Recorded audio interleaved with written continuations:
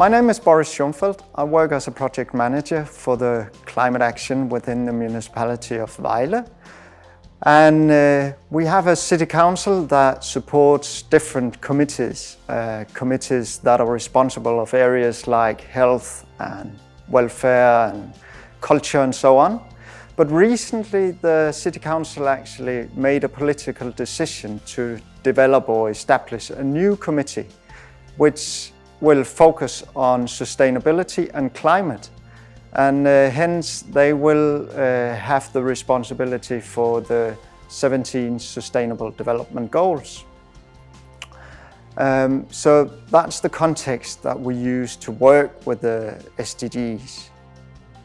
Out of the 4 that are of interest within the Fair Cities project, I mean, all of the Sustainable Development Goals, as you know, are interlinked. So by focusing on one, you might actually be violating one of the others. But if I should mention out of the 4, I think the sustainable cities and the climate action are the most important to the work I do.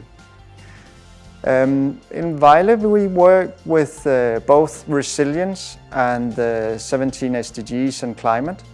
We are a partner of the 100 cities for resilience, the 100 resilient cities founded by Rockefeller.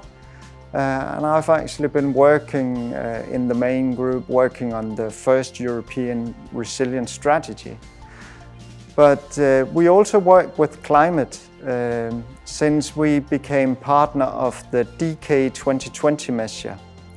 The DK 2020 measure is a replica of the Deadline 2020 framework, which is founded or developed by the C40 cities.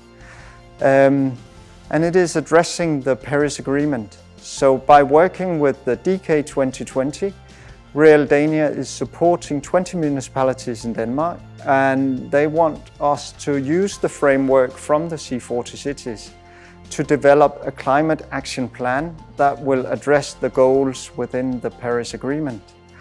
So we are now working with this to develop a new climate action plan that will address the Paris Agreement, and I work as a project manager for that project.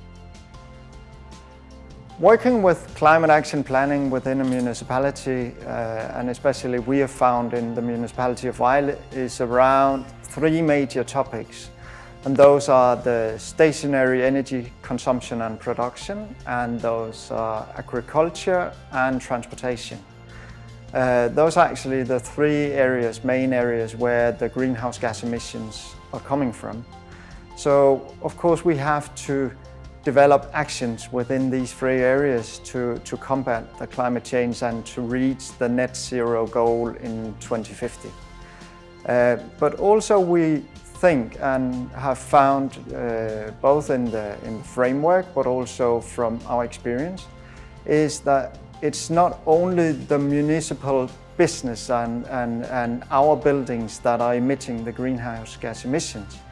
It's the whole society within the boundary of the municipality. So a lot of the actions have to be done in partnerships with our companies and businesses and our citizens.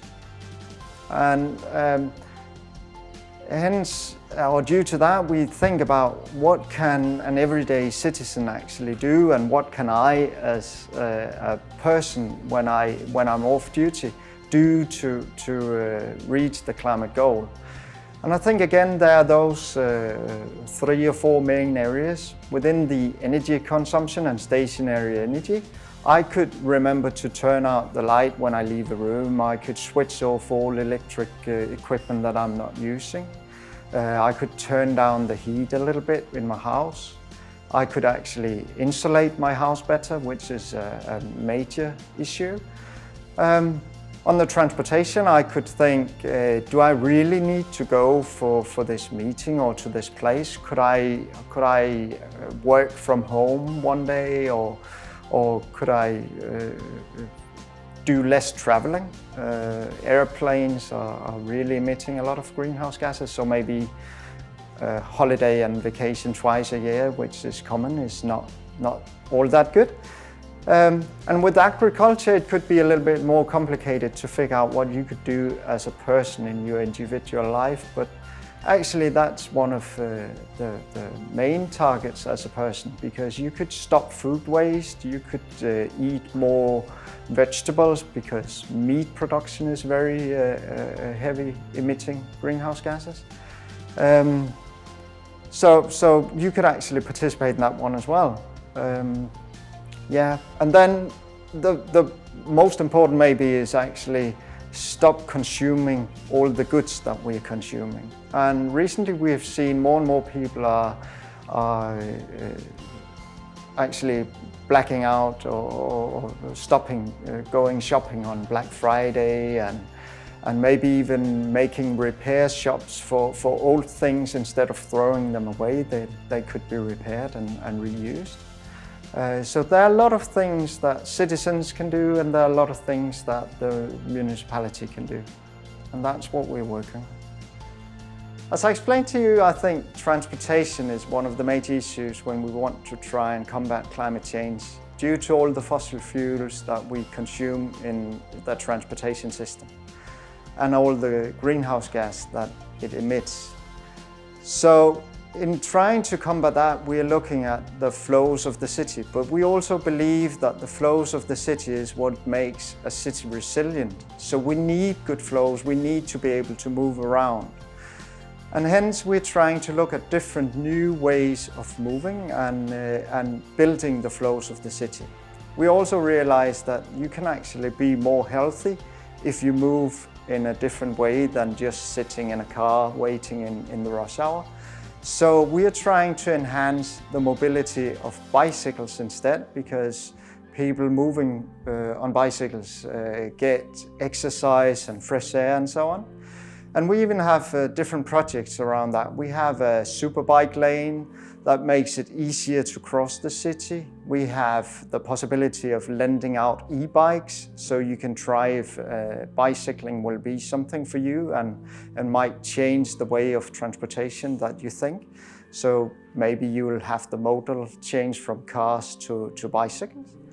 And we're even looking into future transportation forms as autonomous vehicles, autonomous buses, and so on. And we've built a mobility planning that will focus on how to try and shift the way of moving from car to more sustainable ways of transportation, like public transportation, walking and bicycling.